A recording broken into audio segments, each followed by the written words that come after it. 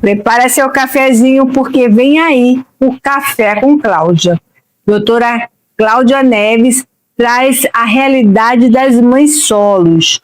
Hoje vamos trazer um olhar necessário sobre a vida das mães solos, a sobrecarga invisível e os desafios diários. Aí a importância de falar sobre esse tema. Roda aí.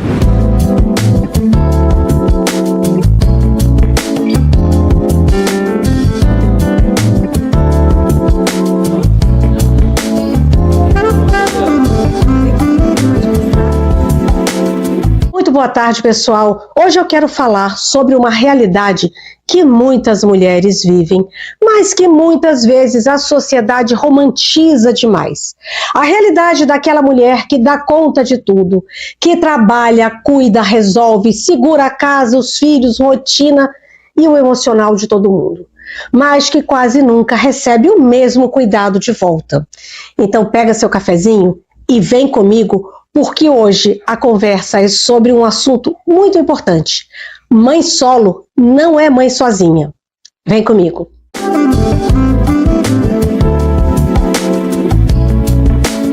Quando a gente fala em mãe solo, muita gente pensa apenas em uma mulher que cria os filhos sem estar em um relacionamento. Mas na prática, ser mãe solo vai muito além de tudo isso. Muitas vezes a mãe solo é aquela mulher que concentra sozinha a responsabilidade real pela vida dos seus filhos. É ela que organiza, leva, busca, leva da escola, consulta, do remédio, da mochila, da rotina, e da estrutura da casa. E muitas vezes ela faz tudo isso enquanto ainda precisa trabalhar, sobreviver e seguir emocionalmente de pé. E aqui eu faço questão de dizer uma coisa com muita clareza. Tem mulher que não cria filho sozinho porque quer. Ela cria sozinha porque foi deixada sozinha. E isso precisa deixar de ser romantizado, porque a sociedade tem o hábito de chamar essa mulher de guerreira. Mas muitas vezes ela nem queria, nem tampouco precisava ser uma heroína. Ela precisava era de estrutura, apoio, corresponsabilidade e presença. Existe uma romantização muito perigosa em torno da mulher que dá conta de tudo, como se fosse bonito viver exausta, como se fosse normal carregar o peso inteiro da maternidade sozinha, como se essa sobrecarga fosse prova de força e não sinal de abandono ou desigualdade. E muitas mulheres acabam sendo elogiadas por suportar o insuportável. E isso não é reconhecimento, isso muitas vezes é abandono disfarçado de admiração.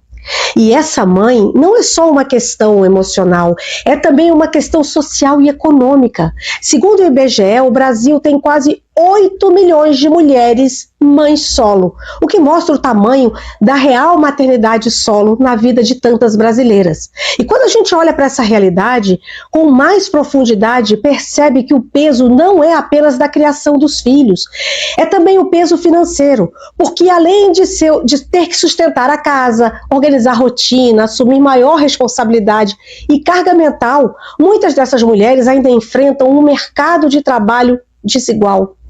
Hoje, infelizmente, muitas mulheres ainda recebem menos do que os homens, mesmo exercendo funções equivalentes. Segundo o terceiro relatório de transparência salarial divulgado em 2025, com base em 2024, as mulheres recebem quase 21% a menos do que os homens em empresas com 100 ou mais empregados.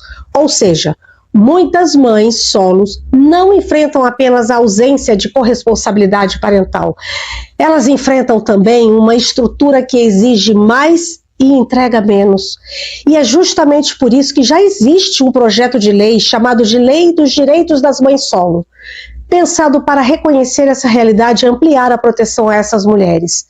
O problema é que um projeto tão importante, aprovado no Senado, segue para implementação na Câmara desde 2022, o que diz muito sobre o quanto essa pauta ainda não recebe a urgência que merece. Porque a maternidade solo não é um problema individual da mulher, ela é uma questão social, econômica e estrutural.